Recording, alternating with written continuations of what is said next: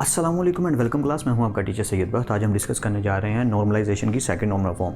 अगर किसी स्टूडेंट ने फर्स्ट नॉर्मल फॉर्म को नहीं पढ़ा, सजेशन यही है यार फर्स्ट नॉर्मल फॉर्म को ज़रूर पढ़ लो, ताकि आपको पता हो कि फर्स्ट नॉर्मल फॉर्म में क्या हुआ, ताकि जब सेकंड नॉर्मल फॉर्म करें तो पहली लाइन तो कम से कम ज़रूर समझ आ जाए। क्योंकि आप देख सकते हैं कि पहले ही क्या लिखा है कि टेबल जो है वो पहले फर्स्ट नॉर्मल फॉर्म में होना चाहिए, तभी हम सेकंड नॉर्मल फॉर्म अप्लाई कर सकते हैं। उसके बाद एक छोटा सा लेक्चर था ट्रांजिटिव डिपेंडेंसी पे, यानी फंक्शनल डिपेंडेंसी पे, वो भी ज़रूर देख लीजिएगा।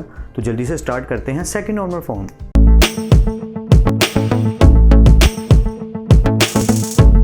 Welcome back class. जैसे कि आप देख सकते हैं मैंने दो बुलेट्स बना के लिख दी। पूरी की पूरी स्टोरी इन दो बुलेट्स में ही आपको क्लियर हो जाएगी कि अच्छा यार सेकंड नॉर्मल फॉर्म ये होती है। मैंने बहुत ज़्यादा बुक्स में भी देखा, वेबसाइट्स पे भी देखा, बड़ा अजीब अजीब करके लिखा है, बट बहुत ही सिंपल वे में ना ये दो पॉइंट बन सकते हैं। वो क्या? टेबल हो या relation must be in first normal form. तो फर्स्ट नॉर्मल फॉर्म आपको याद होगी कि मल्टी वैल्यूड एट्रीब्यूट्स नहीं होने चाहिए। अगर हमारा कोई टेबल है, इस टेबल की बात कर रहा हूँ मैं, कि ये जो टेबल है हमारा, ये फर्स्ट नॉर्मल फॉर्म में होना चाहिए हर हाल में। तो फर्स्ट नॉर्मल फॉर्म में ही है। अगर आप गौर से देखें तो ये फर्स्ट नॉर्मल फॉर्म में आ गया। और राइट, अगली बात बाद में करते हैं कि फर्स्ट नॉर्मल फॉर्म में आ गया, जी आ गया। मल्टी वैल्यूड एट्रीब्यूट्स नहीं है, नहीं है। अब दूसरा पॉइंट डिपेंडेंसी वाला, जिसकी बात मैं कर रहा था, ताकि आपको डिपेंडेंसी वाली क्लास की बात समझ में आ जाए। All the non prime attributes. अब ये नॉन प्राइम एट्रीब्यूट्स क्या होते हैं? वो एट्रीब्यूट्स जो कैंडिडेट की नहीं बन सकते। मिसाल के तौर पे अगर स्टूडेंट का नेम है तो हम उसको नॉन प्राइम में कंसीडर करेंगे। लोकेशन है, उसे हम नॉन प्राइम में कंसीडर करेंगे। जो कैंडिडेट की नहीं बन सकते वो एट्रीब्यूट्स क्या होते हैं? नॉन प्राइम एट्रीब्यूट्स होते हैं। क्या कहा उसने? All the non prime attributes should be full functional dependent, should be full functional dependent on candidate की। यानी कि जितने भी हमारे नॉन प्राइम एट्रीब्यूट्स हैं वो पूरे के पूरे किसी एक कैंडिडेट की पे डिपेंडेंट होने चाहिए। अब यहाँ पे क्या प्रॉब्लम है, मैं एक सिनेरियो दिखा देता हूँ आपको सिंपल सी एग्जांपल से। स्टूडेंट के रोल नंबर्स, ईसी का मतलब है एग्जामिनेशन सेंटर, या फॉर एग्जांपल उनका एग्जामिनेशन सेंटर है और उसका भी एक आईडी है, आईडी 1 3 1 2 3। लोकेशन है लाहौर इस्लामाबाद, लाहौर कराची इस्लामाबाद। जो रोल नंबर 101 वाला है, एक उसका सेंटर बना हुआ है लाहौर और एक उसका सेंटर बना हुआ है कराची। ठीक है, तो इधर हम अगर इधर की बात करें तो यहाँ पे कैंडिडेट की क्या बनती है? सिंगल तो बन नहीं सकती, क्योंकि यहाँ पे ये रिपीट हो रहा है और यहाँ पे ये भी रिपीट हो रहा है। बेशक हम ये कह सकते हैं कि ये हमारे प्राइम एट्रीब्यूट्स हैं। क्या? ये भी और ये भी। इन्हें हम कहेंगे ये हमारे क्या हैं? Prime attributes. क्यों? क्योंकि ये दोनों कैंडिडेट की बन सकते हैं, लेकिन हमने मिला के बनाया। उसकी रीज़न आप समझ गए होंगे कि ये रिपीट हो रहे हैं। 101 फिर से आ रहा है, 1 जो है वो फिर से आ रहा है, 3 जो है वो फिर से आ रहा है, तो इसलिए हम इनको मिला के बनाएंगे। 101 और 1 ये कहीं दोबारा नहीं आएगा, 101 और 3 ये दोबारा कहीं नहीं आएगा। तो आई होप ये बात समझ आ रही हो कि कैंडिडेट की कैसे बनेगी, यानी प्राइमरी की कैसे बनेगी। Student roll number, sorry ID लिखा है यहाँ पे, स्टूडेंट का रोल नंबर और एग्जामिनेशन सेंटर का आईडी, ये दोनों मिलके, दोनों प्राइम एट्रीब्यूट्स मिलके क्या बनेंगे? कैंडिडेट की यानी कि प्राइमरी की। ओके, ये बन गए, ये तो हमें समझ आ गया। अब जो बात कर रहा था, लोकेशन जो है वो किस पे डिपेंड कर रही है? एग्जामिनेशन सेंटर पे। तो ये हमारी कहलाएगी नॉन, जो इधर लिखा है नॉन प्राइम एट्रीब्यूट, मैं नॉन की लिखने लगा था, सॉरी, नॉन प्राइम एट्रीब्यूट। मैं फिर से रिपीट कर देता हूँ ताकि आपको समझ आ जाए। देखें, ये हमारे जो दोनों हैं ये यूनिक हो सकते हैं, इनका कम्बिनेशन भी यूनिक हो सकता है, बट ये जो है ये नॉन प्राइम में कंसीडर की जाती है। वो चीज़ें जिनको हम कैंडिडेट की कभी नहीं बना सकते, जिनको हम कैंडिडेट की कभी नहीं बना सकते, उन्हें हम कहते हैं ये हमारे नॉन प्राइम एट्रीब्यूट्स हैं। आई होप ये बात समझ आ रही हो। अब यहाँ पे प्रॉब्लम क्या है?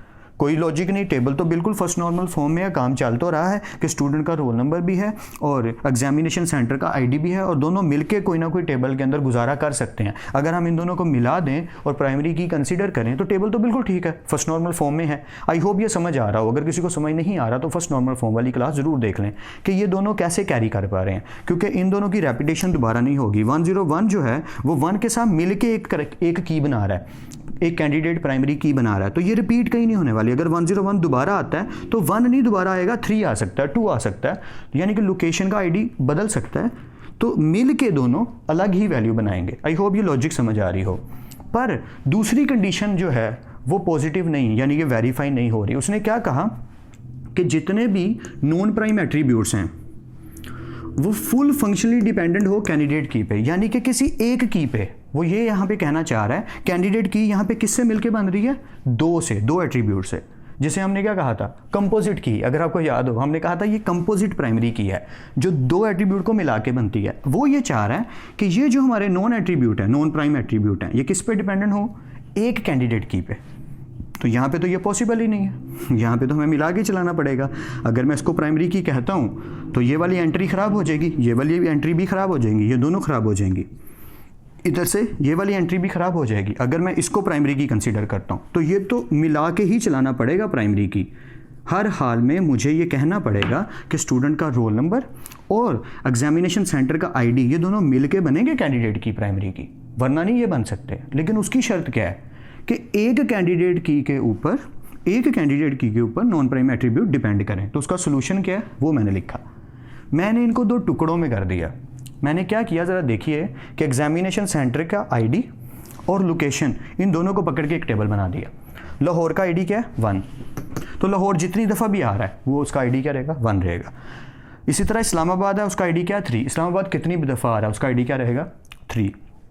इसी तरह कराची है, वो कितनी भी दफ़ा है उसका आईडी क्या रहेगा 2। अब ये तो हमारी बन गई सेकंड नॉर्मल फॉर्म। देखें अगर आप गौर से देखें तो ये सेकंड नॉर्मल फॉर्म की शर्तें पूरी कर रही है।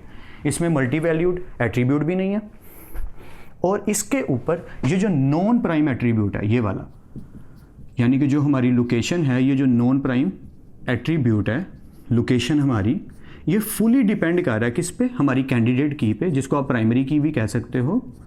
ये हमारी कैंडिडेट की है यहाँ पे एग्जामिनेशन सेंटर आईडी। तो ये तो शर्त पूरी हो गई। अब हम क्या करेंगे, बिल्कुल वही पुराने वाला काम, हम इसको ज्वाइन कर देंगे दूसरे टेबल से, जहाँ पे ये हमारी जो प्राइमरी की साहिबा हैं ये बिहेव करेंगी एज ए फॉरेन की, और स्टूडेंट का रोल नंबर जो है वो तो पहले ही अवेलेबल है, वो भी एट्रीब्यूट है, तो इसको भी हम कहेंगे ये हमारा प्राइम एट्रीब्यूट है, यानी ये भी हमारी कैंडिडेट की बन सकती है। तो यहाँ पे शर्त पूरी होगी, ये सेकंड नॉर्मल फॉर्म में आ गया। अब यहाँ पे अगर हम कहें कि प्राइमरी की क्या बनेगी, कैंडिडेट की क्या बनेगी, तो वो तो हमने पहले अभी डिस्कस किया था, वही बनेगी क्या, हमारा एग्जामिनेशन सेंटर का आईडी प्लस स्टूडेंट का रोल नंबर। यानी कि अगर इसकी बात करूँ तो ये कुछ इस गड़बड़ कर दी ना मैंने, या मैंने उलट लिख दिया इन दोनों को, सॉरी मैं इनको ठीक कर देता हूँ ताकि आपको प्रॉब्लम ना हो लिखते हुए, या वैसे मुझे उल्ट कर देना चाहिए था, ये मैंने प्रॉब्लम कर दी। जैसे यहाँ पे आ रहा है 101 ने 1 में भी जाना है, 101 ने किस में जाना है 3 में भी जाना है। उसके अलावा 102 ने कहाँ जाना है 1 में जाना है, और 103 ने कहाँ जाना है 2 में जाना है, और 104 ने जाना है 3 लोकेशन पे। अब पॉइंट क्या है कि ये दोनों मिल के बना रहे हैं, ये दोनों मिल के बना रहे हैं। जैसे फॉर एग्जांपल अगर मैं इसको मिला के लिखूं प्राइमरी की 1 जा रहा है 101 में, तो अब 101 तो दोबारा आ सकता है, लेकिन 1 नहीं दोबारा आने वाला, दोबारा क्या आएगा 3, 2, यानी और चीज़ें आ सकती। वही वाला मेथड, वही वाली बातें जो मैंने अभी अभी आपसे की। The combination of these two make a composite primary की, या here is a in this table we are having a composite primary key, but in this table जहाँ पे हमें सेकंड नॉर्मल फॉर्म बनानी थी, जो कि बना ली हमने, वो क्या कि एक ही कैंडिडेट की होनी चाहिए जिसके ऊपर नॉन प्राइम एट्रीब्यूट्स डिपेंडेंट हो। तो हमने बना दिया, उसी टेबल को पकड़ा और सिंपल वे में ऐसे बना दिया। इसका बेनिफिट आपके सामने है कि ये दोनों शर्तें पूरी हो गई। सो आई होप आपको समझ आ गया हो। मल्टी वैल्यूड एट्रीब्यूट यहाँ भी नहीं है, फर्स्ट नॉर्मल फॉर्म होगी, ठीक है। और नॉन प्राइम कोई भी एट्रीब्यूट, इसमें तो नॉन प्राइम है ही नहीं, लेकिन अगर नॉन प्राइम एट्रीब्यूट हो तो हमने उसको किस पे डिपेंड करवा दिया, एक कैंडिडेट की पे। तो ये भी सेकंड नॉर्मल फॉर्म कहलाएगी और ये भी सेकंड नॉर्मल फॉर्म कहलाएगी। जी हाँ, ये आपने याद रखना है क्योंकि इसमें नॉन प्राइम एट्रीब्यूट है ही नहीं। अगर हो, देखिए उसने लिखा क्या है, all the non prime attributes should be full functionally dependent on candidate की, तो इसमें तो है ही नहीं। तो ये भी सेकंड नॉर्मल फॉर्म कहलाएगी और वो भी सेकंड नॉर्मल फॉर्म कहलाएगी। तो ये दोनों को ज्वाइन कर दिया, ये प्राइमरी की बन गई और ये फॉरेन की बन गई, और इस टेबल की प्राइमरी की ये बन गई। आई होप आपको सेकंड नॉर्मल फॉर्म भी समझ आ गई हो। अगर कोई कन्फ्यूजन है तो क्वेश्चन पूछ लीजिएगा। बेटर यही है, प्रैक्टिस ज़्यादा करें। तो फिर मिलते हैं नेक्स्ट क्लास में, तब तक अपना और अपने घर वालों का ख्याल रखिएगा। खुदा आप सबको खुश रखे और कामयाब करे। अल्लाह हाफिज़ क्लास।